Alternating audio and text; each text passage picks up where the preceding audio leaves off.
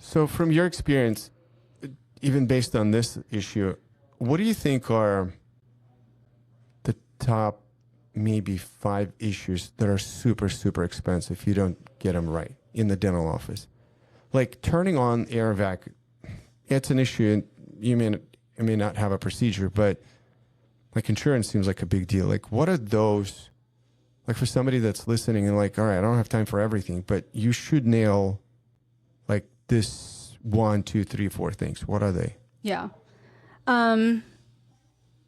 Definitely, I would probably say, making sure that obviously like your credentialing is in place. So it's knowing who's handling that. Because and a lot of it comes down to compliance. So it's like, who's handling your compliance? And I think that's often a very fuzzy,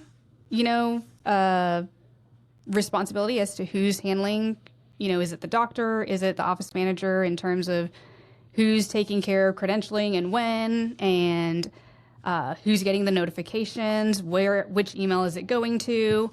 That can create a lot of fines. Obviously, it's making sure that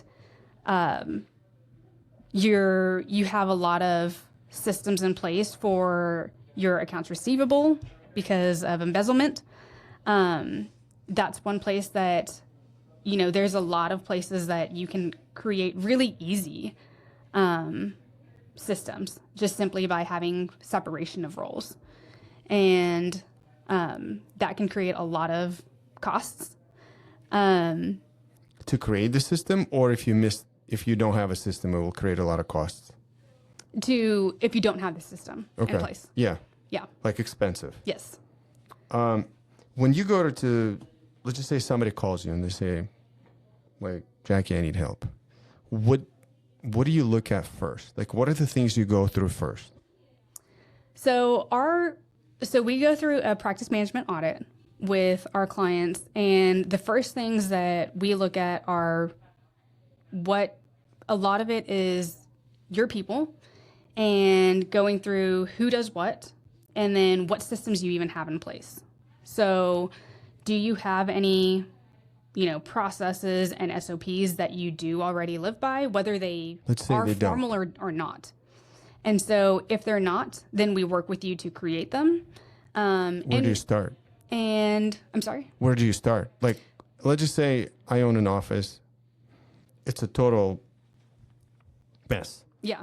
I call you. So a lot of it, we start a lot in the HR side, and a lot of that, it's easy wins onboarding. Because it is, we want staff retention. And the easiest way is most practices don't have a very clear onboarding process for their team. And I also like in the beginning, you said, when we talked about the retention, I love how you phrased, you said, when your staff leaves. You didn't say if your staff leaves. Yeah. So like every person in your practice at some point is going to leave, including you. Absolutely. As a doctor. So let's get ready for that. Yep. Okay. So on the HR side of things, what have you seen that costs people a lot of money if they don't do it? Honestly, it's the onboarding. Okay. I think that's such a big. I'm very passionate about that part. I think that there is so much that gets missed in that side, and that I think doctors as employers fail to get right. There's a lot that's, when you are trying to hire someone and you very much are looking at that first impression. You're excited. Oh, yeah. Yeah, got butterflies. Let's go. Yeah. But I think, so much you forget that you as the employer have to set a first impression too.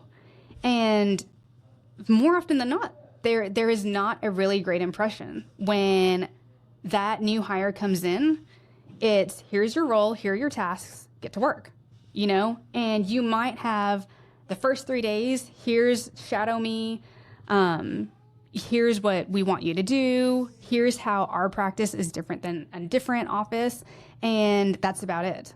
And I think that is not a really great way to onboard any team member. And it should be so much more thought out than that if you want to keep someone more than a year.